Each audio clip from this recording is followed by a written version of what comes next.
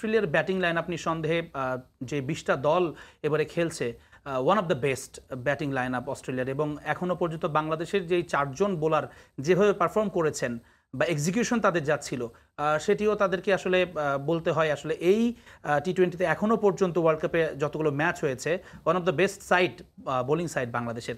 তো এই যে টক্করটা হবে এটি আসলে খুব ইন্টারেস্টিং হতে যাচ্ছে কিনা আপনার? নিশ্চয়ই যদি আমাদের অস্ট্রেলিয়ার সাথে জিততে হয়, আসলে এটা অনেক বেশি চাওয়া, তারপরে যদি অস্ট্রেলিয়ার সাথে জিততে হয় আমাদের বলাররা জিততে হবে। বিকজ অফ অস্ট্রেলিয়ার ব্যাটিং লাইন আপ একদম ওয়েট পর্যন্ত নাম্বার 7 পর্যন্ত ব্যাটসম্যান। স্টয়নার ব্যাটিং করছে নাম্বার 5-এ, ম্যাক্সওয়েল রান করছে না, তারপরেও তাদের ডেপথটা বোঝা যাচ্ছে। মিশেল মার্শ ফর্মে রয়েছে, ওয়ার্নার কিছুটা স্ট্রাগল করছে। সো আমার কাছে মনে হয় যে যদি অস্ট্রেলিয়ার সাথে জিততে হয় ভালো একটা প্ল্যান থাকতে হবে এবং বলারদের রেসপন্সিবিলিটি নিতে হবে। বিশেষ করে আমি যেটা মনে করি ওপেনিং স্লটে যদি বোলিং করে সাকিব এবং যদি বোলিং করে Mustafiz or Sheikh Mehedi,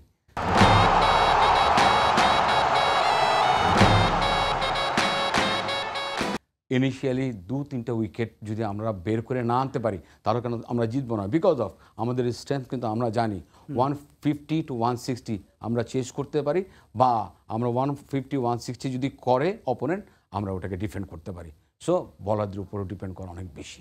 exactly. একই সঙ্গে অস্ট্রেলিয়ার যে গতি তারকারা আছেন তাদেরকেও তো আসলে বলতেই হয়, তারা শুধুমাত্র এই বিশ্বকাপ দিয়ে নয়, যতদিন ধরে খেলছেন তারা পেস বোলিংয়ে শাসন করেই খেলছেন।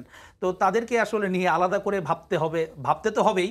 তারপরেও টপ অর্ডার আমাদের এখন যে অবস্থায় আছে, ভাবনাটাকে আরও বড় চিন্তার, কারণ ব্যাটিংয়ে অনেক বড় কলাপস হওয়ার একটা শঙ্কাও আসলে বাংলাদেশে আছে কিনা, কি মনে হয়? দেখেন, Pat Cummins, Hazlewood, Mitchell Starc, তিনটা নামই বড়, এবং তাদেরকে কিভাবে ফেস করবে তাদের উপর থেকে যদি আমরা অ্যাটলিস্ট পাওয়ার প্লেতে রান করতে চাই, সেই জিনিসটা কিন্তু আমাদেরই প্ল্যান করতে হবে, আমাদের খুঁজে বের করতে হবে। তবে ওদের ট্রাম্প কার্ড একজন প্লেয়ারই, সেটা হলো জাম্পা। স্টয়নারকেও আমি বলছি স্টয়নার ইজ এ ভেরি ভালো একটা রিদমে আছে, but Zampa would be the trump card.